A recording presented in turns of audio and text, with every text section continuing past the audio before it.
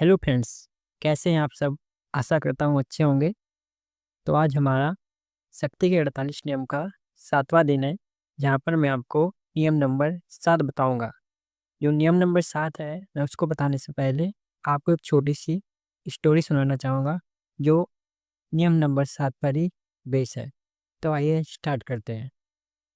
अंधी मुर्गी। एक मुर्गी की आंखों की रोशनी चली गई थी। अंधी होने के बावजूद वह बहुत मेहनत से भोजन की तलाश में जमीन खोदती रहती थी। इस मेहनती मूर्ख को क्या पैदा होना था। दूसरी तेज आंख वाली मुर्गी अपने कोमल पैरों की शक्ति को बचाकर रखती थी। वह हमेशा अंधी मुर्गी के पास ही रहती थी और उसकी मेहनत का फल चखती रहती थी। जब भी अंधी मुर्गी अनाज का दाना खोद कर निकालती थी, तो उसकी तेज आंख वाली सहेली उस दाने को खा जाती थी। तो दोस्त, आपको यह कहानी कैसी लगी? इसी पर आधारित हमारा आज का 7वां नियम है।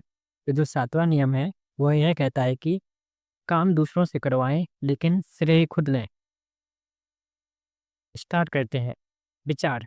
अपने लक्ष्यों तक पहुंचने के लिए दूसरों की समझदारी, ज्ञान और मेहनत का इस्तेमाल करें।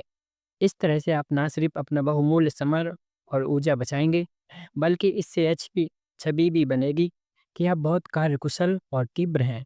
लोग आपको याद रखेंगे और आपके सहायक गुमनामी के अंधेरे में खोकर रह जाएंगे। दूसरों से जो काम करवा सकते हो, उसे खुद कभी ना करें। शक्ति की कुंजी। ताकत की दुनिया जंगल की दुनिया की तरह है। कुछ जानवर खुद शिकार करके जीते हैं, जबकि ज़्यादातर जानवर जैसे गीदड़, गिद्ध दूसरों के शिकार पर जीते हैं। बाद वाली श्रेणी के जानवरों में कल्पनाशीलता कम होती है और वे अक्सर शक्ति की जरूरत वाले काम को नहीं कर सकते हैं। वे जल्दी यह बात समझ लेते हैं कि अगर वे इंतज़ार करेंगे तो उन्हें कोई ना कोई ऐसा जानवर मिल जाएगा जो उनके लिए शिकार कर देगा। नादान न बने। इस समय जब आप किसी गधे की तरह काम कर रहे हैं, तो आपके ऊपर भी गिद्ध मंडरा रहे हैं और आपकी रचनात्मकता से फायदा उठाने का तरीका सोच रहे हैं।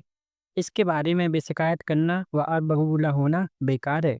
बेहतर यह है कि आप खुद की रक्षा करें और इस खेल को निपुणता से खेलें। शक्ति का आधार स्थापित करने के बाद आप गिद्ध बन जाएं। इस नीति पर चलने से बहुत सा समय और मेहनत बच जाएगी। कलाकार पीटर पॉल ल्यूबेंस के करियर के उत्तरार्ध में उनकी पेंटिंग्स की मांग बहुत बढ़ गई थी। उन्होंने एक सिस्टम बना लिया। वे अपने बड़े स्टूडियो में दर्जनों अच्छे पेंटर्स को नौकरी पर रखते थे। उनमें से एक कपड़े बनाने में माहिर था, तो दूसरे पृष्ठभूमि बनाने में, और इसी तरह बाकी क्षेत्रों के विशेषज्ञ भी थे। उनके इस स्टूडियो में एक साथ बहुत से चित्रों पर काम चलता था।